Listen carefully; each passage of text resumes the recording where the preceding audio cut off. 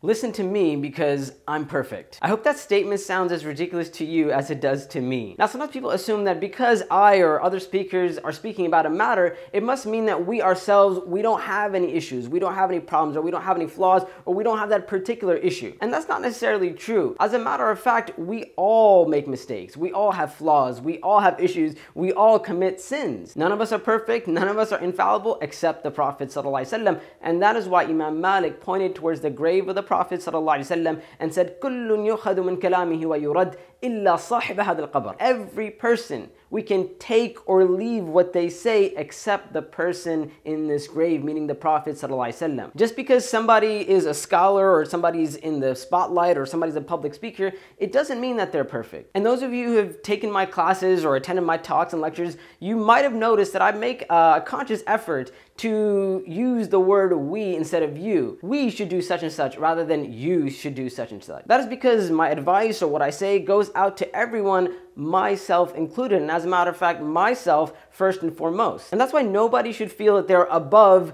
being advised. Obviously, the advice should be given properly and with proper etiquettes, and I've spoken about this matter before. Likewise, none of us should feel that we are above seeking counsel, seeking the advice of others. Likewise, it should be noted that just because we are flawed and we commit sins and we make mistakes, it doesn't mean that we cannot call other people towards goodness. And that's actually one of the tricks of the shaitan, where the shaitan will come and say, hey, fix your own problems first before you start talking to other people. The reality is that we all need help. We all need advice. We all need encouragement. In Surah Al-Asr, Allah tells us of the characteristics of those who will be successful. Amongst that is وَتَوَاصَوْا بِالْحَقِّ, that there are people who enjoin the truth upon one another, enjoin goodness upon one another. We're in this together to help one another. And so I ask Allah subhanahu wa ta'ala to help us work on our own flaws and our issues and our faults. Likewise, I ask Allah subhanahu wa ta'ala to give us the ability to look past people's flaws and their faults and to be able to benefit from the goodness that they have to offer. Allahumma ameen. And Allah knows best. Assalamu alaikum wa rahmatullahi wa barakatuh.